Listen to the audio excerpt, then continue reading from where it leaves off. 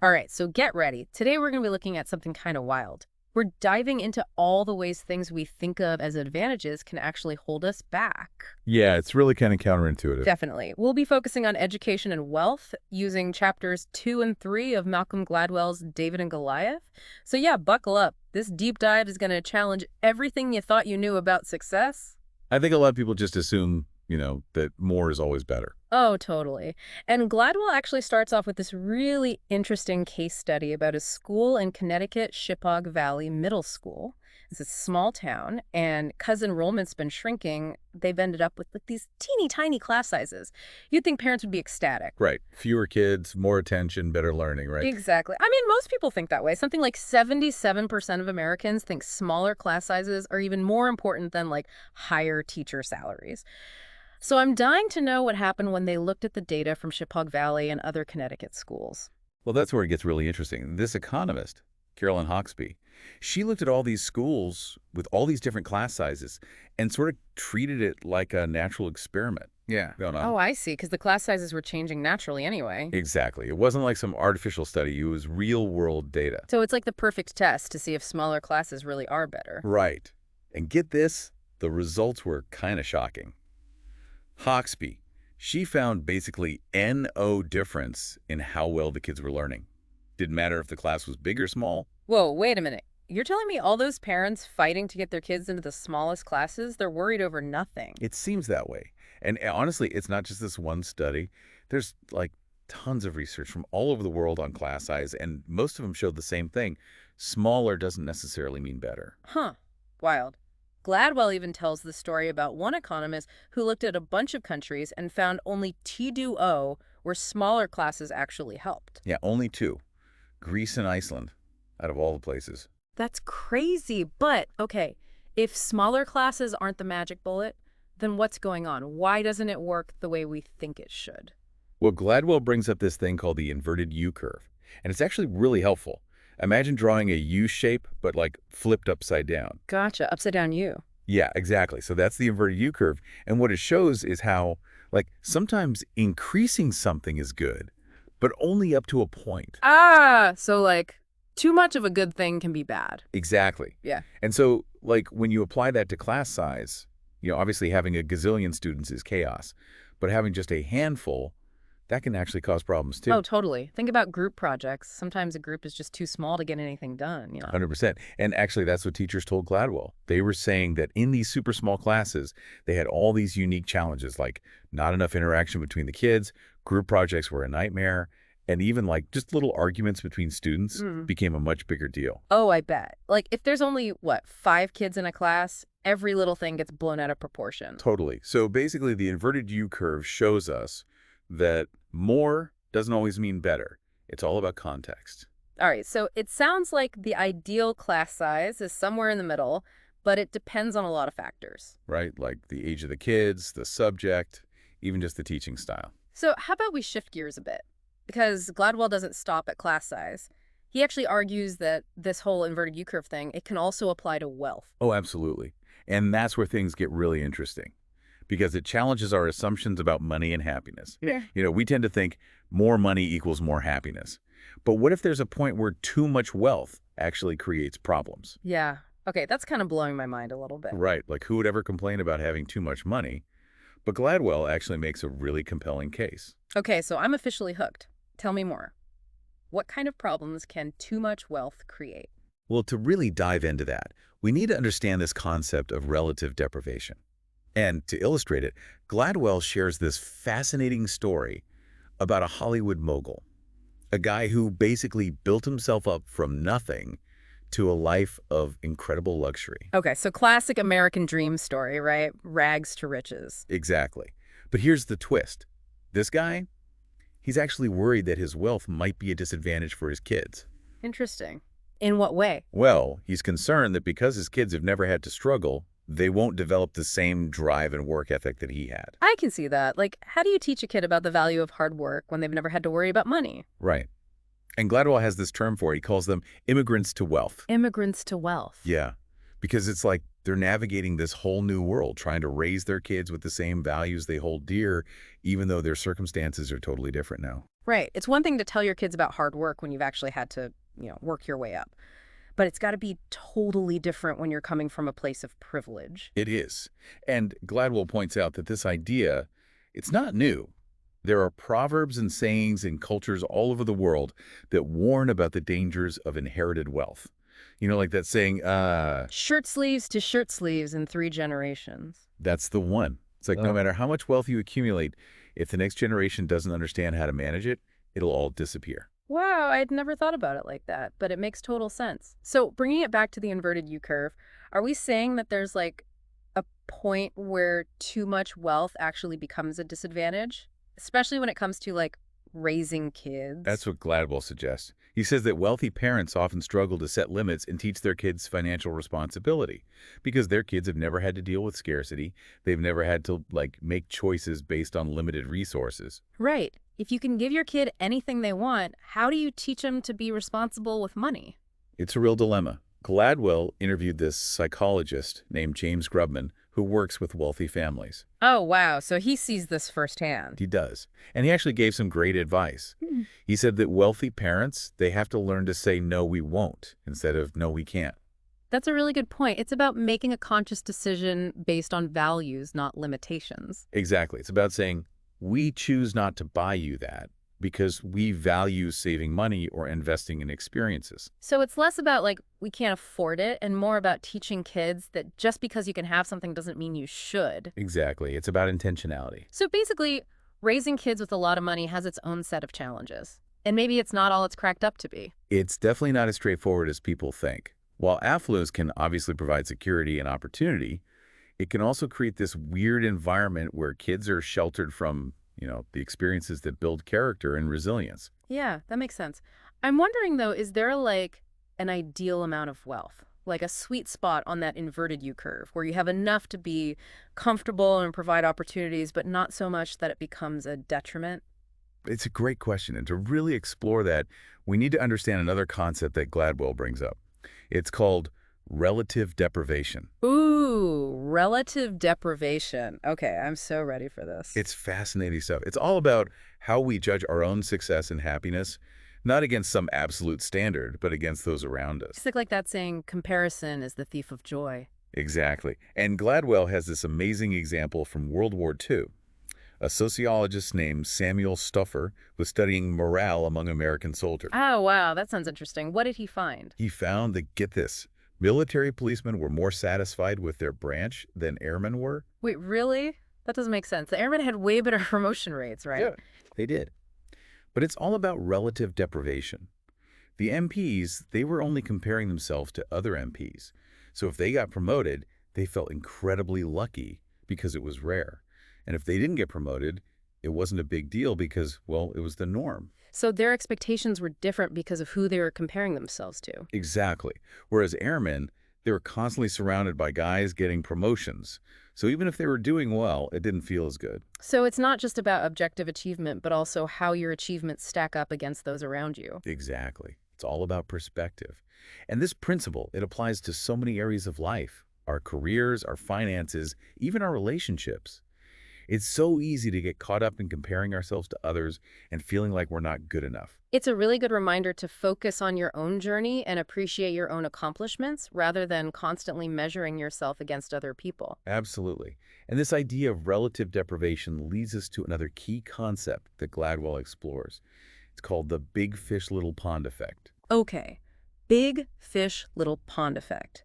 That sounds intriguing. I'm guessing this has to do with education. You got it. Mm-hmm. It takes that whole idea of relative deprivation and applies it specifically to, choosing a college or university. Oh, that's perfect timing. My niece is actually applying to colleges right now. I can't wait to hear more about this big fish, little pond effect. Well, that's where we'll pick up in part 2 of our deep dive. Okay, so last time we were talking about relative deprivation and this idea that our happiness isn't just about objective reality, but also about how we compare ourselves to those around us. Right. And that brings us to this idea of the big fish, little pond effect. It takes that whole relative deprivation thing and applies it to education, specifically choosing a college. So where you go to school affects how you feel about your own intelligence. Exactly. It suggests that the fancier the school, the worse students might feel about their own abilities, even if they're objectively really smart. They're surrounded by all these super high achievers, and it makes them doubt themselves. Oh, yeah, totally. Like, imagine being a straight A student in high school, and then you go to, like, Harvard, and suddenly you're just average. Right. Go from being the big fish in a small pond to a little fish in a big pond. Mhm. And that can be a real hit to your confidence. In Gladwell, he uses this example of a student named Carolyn Sachs. She was deciding between Brown and the University of Maryland. Tough choice. Both are good schools, but Brown is, Ivy League. It's got that prestige. Yeah, for sure. So what'd she decide? Well, she picked Brown, figured it would give her the best opportunities. But it didn't really work out the way she'd hoped. Uh-oh, what happened?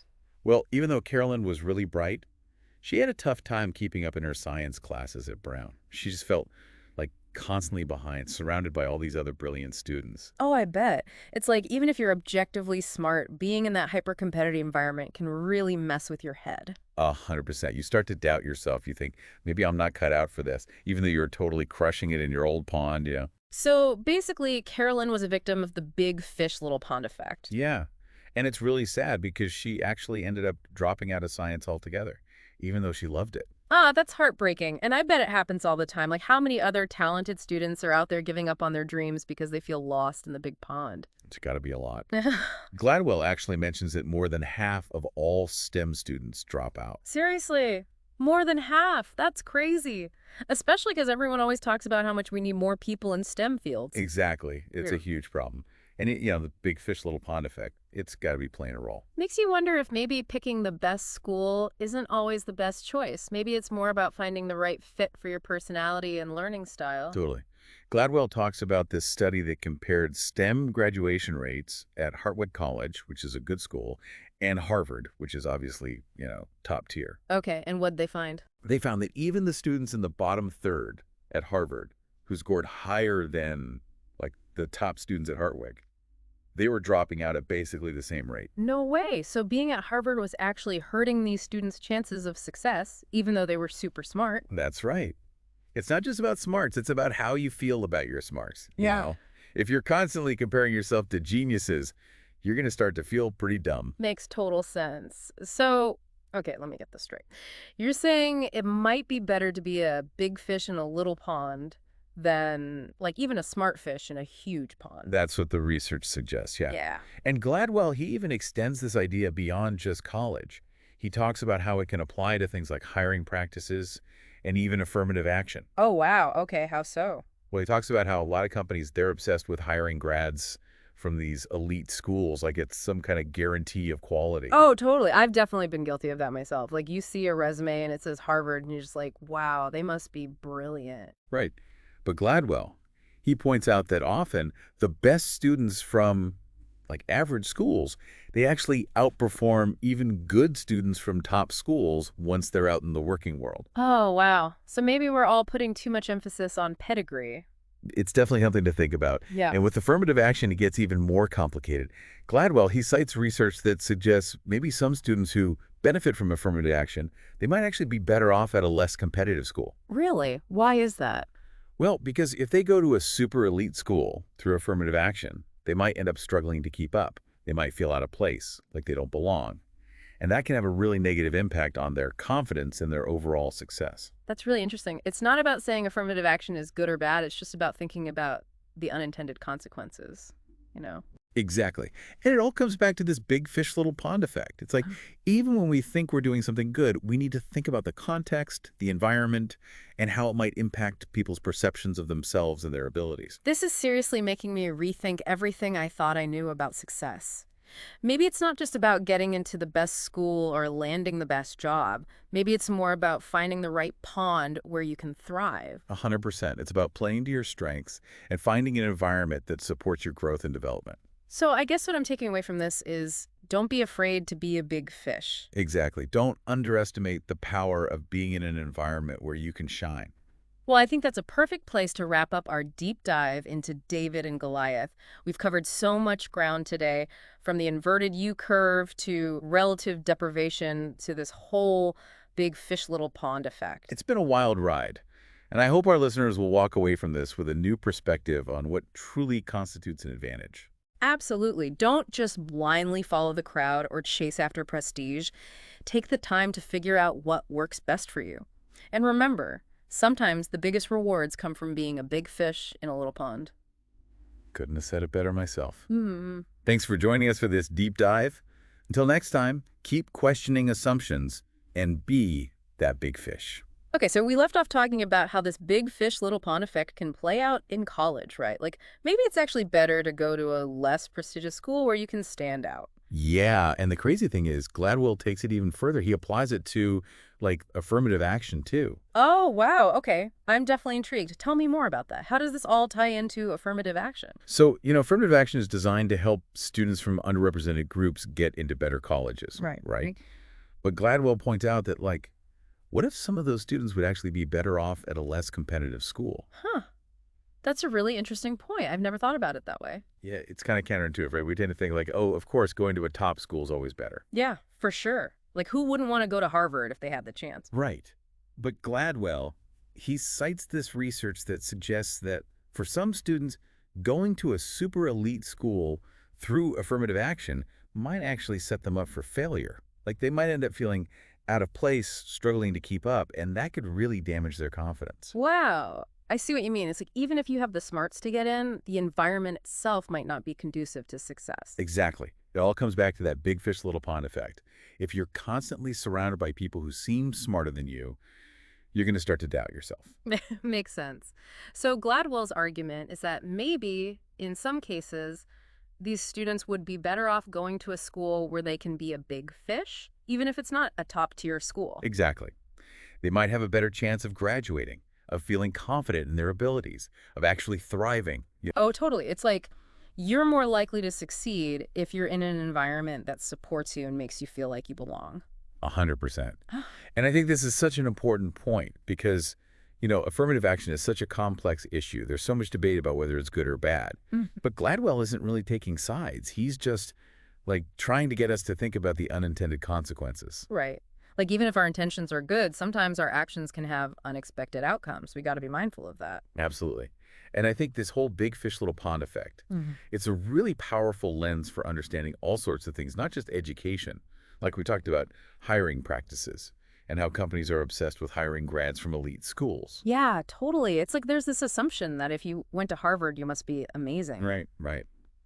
But Gladwell, he challenges that assumption. He points out that often the best students from less prestigious schools end up being just as successful, if not more successful, than grads from top schools. Wow, yeah. I mean, think about it. If you're a top student at a less competitive school, you're probably used to working really hard and standing out. You've Okay. probably had to develop some serious grit and resilience. Exactly. And those qualities, they can be just as important, if not more important, than just raw intelligence. Totally. So maybe instead of focusing on pedigree, we should be looking for those big fish, no matter what pond they came from. Exactly. Look for the people who are driven, who are passionate, who have that spark, the ones who are making waves in their own little pond. I love that. Okay, so after this deep dive into David and Goliath, I think my biggest takeaway is don't be afraid to be a big fish. Yeah, don't underestimate the power of finding your own pond where you can shine. It's not about following the crowd or chasing after prestige. It's about figuring out what works best for you and finding the environment where you can truly thrive. 100%. That's what it's all about. Well, this has been an amazing conversation. Thanks for joining us for this deep dive into David and Goliath. We've covered so much ground today, and I hope our listeners learned a thing or two about challenging assumptions and embracing the unexpected. It's been a blast. I always love exploring these counterintuitive ideas with you. And to our listeners, keep questioning everything, keep diving deep, and never be afraid to be a big fish.